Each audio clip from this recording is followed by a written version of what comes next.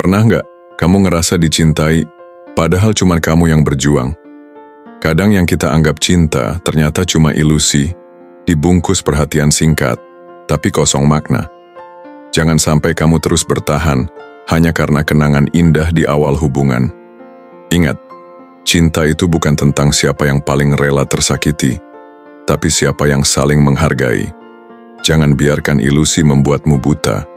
Kadang, melepaskan lebih sehat daripada terus berharap pada hati yang tak pernah benar-benar memilihmu. Ada beberapa aspek penting dalam menumbuhkan ketahanan ini. Pertama, penerimaan realitas adalah kunci awal yang tidak boleh diabaikan. Penyangkalan dan penghindaran hanya akan memperpanjang rasa sakit dan membuat proses penyembuhan semakin berat. Dengan menerima kenyataan pahit yang terjadi, kita membuka pintu untuk memproses emosi dengan lebih jujur. Kedua, regulasi emosi menjadi fondasi penting dalam ketahanan. Perasaan marah, sedih, bahkan lega atau harapan adalah bagian wajar dari proses penyembuhan. Prinsip Stoik mengajarkan kita untuk mengamati emosi-emosi ini dengan penuh kesadaran tanpa membiarkan diri kita terhanyut olehnya. Praktik-praktik seperti perhatian penuh dan meditasi dapat membantu kita tetap tenang dan membumi. Ketiga, mengubah perspektif tentang putus cinta juga sangat berpengaruh. Daripada melihatnya sebagai kegagalan, cobalah melihatnya sebagai kesempatan untuk belajar dan tumbuh. Tanyakan pada diri sendiri, apa pelajaran berharga yang bisa saya petik dari pengalaman ini? Bagaimana hal ini bisa membentuk saya menjadi pribadi yang lebih baik? Keempat, kasih sayang pada diri sendiri menjadi aspek yang tidak kalah penting. Bersikaplah lembut pada diri sendiri seolah-olah Anda sedang menghibur seorang teman yang sedang terluka. Akui bahwa rasa sakit itu wajar dan butuh waktu untuk benar-benar sembuh. Sebelum kita memulai perjalanan kita menjelajahi kebijaksanaan kuno yang penuh pencerahan ini, saya mengundang Anda untuk melakukan sebuah refleksi kecil yang berarti. Ketik di kolom komentar di bawah ini, saya pantas untuk dicintai oleh alam semesta. Ini adalah langkah kecil tetapi penuh makna untuk mengingatkan diri sendiri bahwa cinta, termasuk cinta untuk diri sendiri, adalah hak Anda. Bersama-sama, mari kita menyelami kekuatan transformatif dari pelajaran-pelajaran Stoik ini untuk menyambut penyembuhan dan kebangkitan jiwa yang tengah menanti kita di ujung jalan. Nomor 1. Membedakan antara opini dan fakta. Pernahkah Anda merasa kewalahan oleh pikiran Anda setelah putus cinta seolah-olah semuanya berantakan? Wajar untuk merasa seperti ini, tetapi bagaimana jika Anda dapat meringankan sebagian dari rasa sakit itu dengan memilah pikiran Anda menjadi dua kategori, fakta dan opini? Teknik Stoik sederhana ini dapat membuat perbedaan besar. Stoicisme, sebuah filosofi kuno, mengajarkan kita pentingnya membedakan antara apa yang benar-benar terjadi dan cerita yang kita ceritakan kepada diri kita sendiri tentang apa yang terjadi. Kaum Stoik percaya bahwa dengan hanya berfokus pada apa yang kita tahu pasti, fakta-faktanya, kita dapat menjaga kedamaian batin kita dan menghindari penderitaan yang tidak perlu. Ide inti di sini adalah untuk menyadari bahwa peristiwa itu sendiri tidak membuat kita kesal, melainkan pendapat kita tentangnya. Seperti yang pernah ditulis Marcus Aurelius, seorang filsuf Stoik terkenal, bukan peristiwa yang mengganggu orang, tetapi penilaian mereka tentangnya. Ini berarti bahwa dengan memisahkan fakta dari opini, Anda dapat melihat situasi dengan lebih jelas dan menanggapi dengan ketenangan dan kebijaksanaan yang lebih besar. Dalam Stoikisme, sebuah opini dipandang sebagai asumsi atau penilaian yang melampaui fakta-fakta yang dapat diamati. Opini-opini ini sering dipengaruhi oleh emosi, bias, dan pengalaman masa lalu kita. Sebaliknya, fakta adalah realitas objektif yang tidak berubah terlepas dari perasaan atau keyakinan Anda tentang hal itu. Misalnya, pertimbangkan skenario umum setelah putus cinta. Faktanya mungkin, pasangan saya dan saya telah mengakhiri hubungan kami. Sebuah opini mungkin, saya tidak akan pernah menemukan cinta lagi, atau perpisahan ini berarti saya tidak layak dicintai. Opini-opini ini, meskipun dapat dimengerti, bukanlah fakta. Mereka adalah interpretasi dan prediksi yang dapat menyebabkan penderitaan yang tidak perlu. Ketika Anda mulai memisahkan fakta dari opini, Anda mulai menantang validitas pikiran negatif Anda. Tanyakan pada diri sendiri, apakah pikiran ini fakta atau hanya interpretasi saya? Praktik ini tidak hanya berlaku untuk putus cinta, tetapi juga dapat membantu dalam situasi sehari-hari di mana emosi menjadi tinggi, seperti perselisihan dengan teman atau keluarga, atau tantangan di tempat kerja. Ingat, setiap kali Anda mendapati diri Anda membangun cerita di kepala Anda berdasarkan ketakutan dan rasa tidak aman, berhenti sejenak dan ingatkan diri Anda tentang apa yang sebenarnya benar. Kebiasaan ini tidak hanya akan membantu Anda pulih dari putus cinta dengan lebih anggun, tetapi juga akan memberdayakan Anda untuk menghadapi tantangan hidup dengan lebih tangguh dan jelas. Anda layak untuk mendekati hidup dengan percaya diri dan keyakinan bahwa saya layak untuk dicintai. Mengadopsi kebijaksanaan stoicisme dapat membimbing Anda menuju penyembuhan dan menemukan kedamaian dalam pengetahuan bahwa sementara hubungan dapat berakhir, kapasitas Anda untuk cinta dan pertumbuhan tetap ada. Terus bergerak maju, satu fakta pada satu waktu. Nomor 2, gunakan visualisasi negatif. Bayangkan Anda mengalami hari yang sangat sulit. Hal-hal tampaknya tidak bisa menjadi lebih buruk. Sekarang bayangkan sesuatu yang lebih menantang terjadi. Anehnya, berpikir dengan cara ini sebenarnya dapat membantu Anda merasa lebih baik tentang di mana Anda berada saat ini. Ini adalah inti dari visualisasi negatif, teknik yang digunakan oleh para Stoik kuno untuk membantu mengelola emosi dan harapan. Para Stoik, sekelompok filsuf dari Yunani dan Roma kuno, mempraktikkan visualisasi negatif untuk meningkatkan penghargaan mereka terhadap kehidupan dan memperkuat ketahanan emosional mereka. Mereka percaya bahwa dengan membayangkan hilangnya hal-hal yang mereka hargai, mereka akan lebih menghargainya dan tetap seimbang selama masa kehilangan yang sebenarnya. Mari kita bawa ini ke dalam konteks hubungan. Ketika Anda mengalami putus cinta, adalah wajar untuk merasa seperti Anda telah mencapai titik terendah. Menggunakan visualisasi negatif, pertimbangkan bagaimana hal-hal bisa menjadi lebih buruk. Mungkin hubungan itu bisa berakhir dengan cara yang lebih dramatis atau merusak, atau bayangkan masih berada dalam hubungan yang membuat Anda tidak bahagia. Dengan merenungkan skenario ini, Anda menyadari bahwa situasi Anda saat ini, meskipun sulit, bukanlah skenario terburuk. Ini tidak meminimalkan rasa sakit Anda, tetapi membantu mengelolanya dengan meletakkannya dalam perspektif. Teknik ini juga meluas di luar kehilangan pribadi. Misalnya, pertimbangkan jika Anda tidak pernah bertemu pasangan Anda sama sekali. Anda akan kehilangan saat-saat indah yang Anda bagikan, bahkan jika mereka akhirnya mengarah pada perpisahan.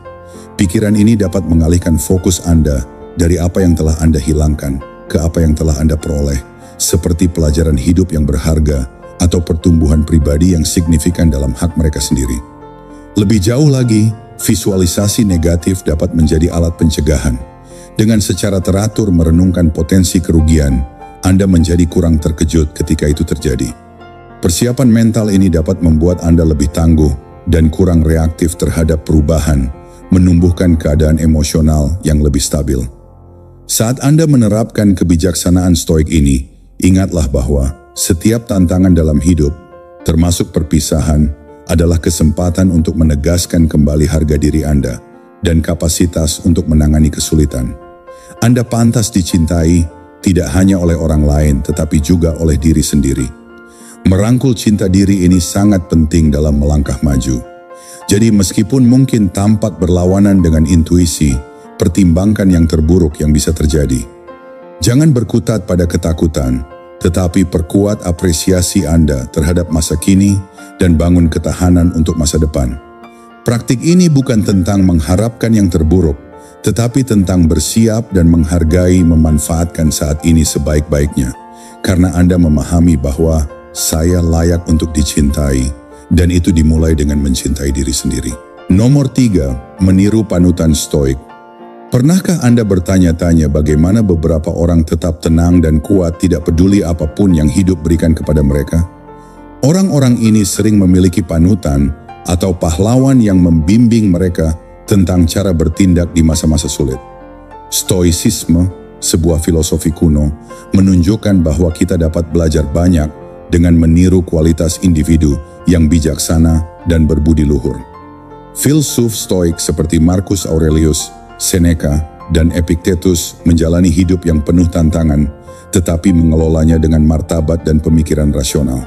Mereka mengajarkan bahwa kita harus mengagumi dan meniru kebajikan dari mereka yang mewujudkan kebijaksanaan, keberanian, keadilan, dan pengendalian diri. Dengan mengikuti contoh mereka, kita dapat menghadapi perjuangan kita sendiri dengan lebih efektif. Mari selami lebih dalam bagaimana ini bekerja, terutama dalam hubungan. Marcus Aurelius misalnya menghadapi banyak tantangan pribadi dan profesional, namun dia selalu menanggapinya dengan kesabaran dan pengertian. Dia percaya bahwa kita tidak boleh membiarkan kejadian eksternal mengganggu kedamaian pikiran kita, dan sebaliknya, fokus pada reaksi kita yang berada dalam kendali kita. Dalam konteks putus cinta, pertimbangkan bagaimana seorang filsuf Stoik akan menangani rasa sakit mereka. Mereka mungkin akan meluangkan waktu sejenak untuk merenung daripada bereaksi secara impulsif. Mereka akan melihat situasi secara objektif, memahami emosi mereka, dan kemudian memutuskan tindakan terbaik berdasarkan alasan. Pendekatan ini membantu dalam mengelola rasa sakit dan bergerak maju dengan lebih bijaksana.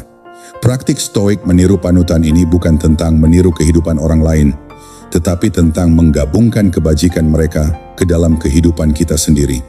Hal ini mendorong kita untuk bertanya pada diri sendiri, apa yang akan dilakukan Marcus Aurelius? Pertanyaan ini dapat membimbing kita menuju tindakan yang selaras dengan diri kita yang terbaik. Terlebih lagi, dengan mengagumi kebajikan pada orang lain, kita belajar untuk melihat kualitas yang sama dalam diri kita sendiri. Setiap hubungan, tidak peduli bagaimana itu berakhir, memberi kita kesempatan untuk tumbuh dan memperkuat kebajikan ini.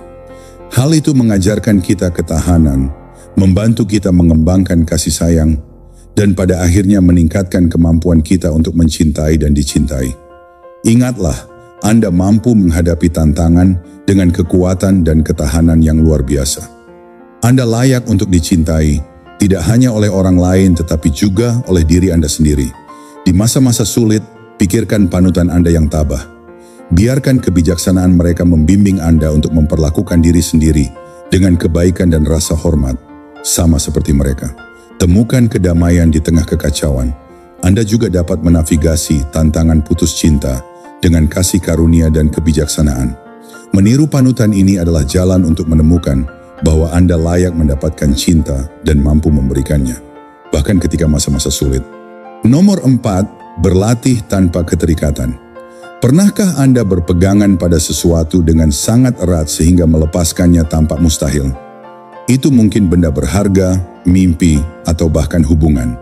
Tetapi terkadang, berpegangan terlalu erat dapat menyebabkan lebih banyak rasa sakit daripada melepaskan.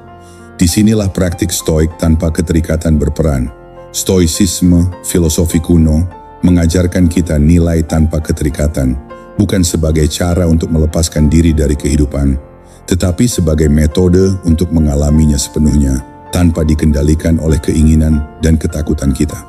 Kaum Stoik percaya bahwa dengan tidak melekatkan kebahagiaan kita hanya pada orang, harta benda, atau hasil, kita dapat mempertahankan kedamaian dan kebahagiaan batin terlepas dari keadaan eksternal. Tanpa keterikatan berarti memahami bahwa sementara Anda dapat menikmati pengalaman hidup, Anda tidak boleh bergantung padanya untuk kebahagiaan atau rasa diri Anda. Ini terutama relevan dalam hubungan. Seringkali kita mungkin menemukan diri kita begitu terikat dengan pasangan kita, sehingga suasana hati dan pilihan mereka menentukan kebahagiaan kita. Dengan mempraktikkan non-attachment, kita belajar untuk mencintai dan peduli, sambil juga menjaga kemandirian dan ketahanan emosional kita. Bayangkan sebuah hubungan di mana setiap pasangan menghormati dan mencintai yang lain, tetapi juga menghargai kesejahteraan dan pertumbuhan pribadi mereka sendiri. Mereka bersama karena mereka memilih untuk bersama, bukan karena mereka merasa harus bersama. Pendekatan ini meminimalkan rasa takut, ketidakamanan, dan ketergantungan yang seringkali menjadi akar konflik dan ketidakpuasan dalam hubungan. Menerapkan non-attachment tidak berarti Anda tidak peduli. Itu berarti Anda mendekati hubungan dari tempat keutuhan. Anda memasukinya bukan karena kebutuhan atau takut kesepian, tetapi dari keinginan untuk berbagi hidup Anda yang sudah lengkap dengan orang lain. Perubahan pola pikir ini sangat kuat. Itu mengubah hubungan menjadi pilihan daripada keharusan. Terlebih lagi, non-attachment membantu Anda menangani putus cinta dengan lebih anggun. Jika suatu hubungan berakhir, itu pasti menyakitkan, tetapi praktik stoik non-attachment memungkinkan Anda untuk terus maju dengan lebih damai, mengetahui bahwa kebahagiaan Anda tidak sepenuhnya bergantung pada orang lain. Saat Anda merangkul non-attachment, ingatlah bahwa Anda layak untuk dicintai, bukan karena Anda membutuhkan seseorang untuk melengkapi Anda, tetapi karena Anda sendiri yang utuh.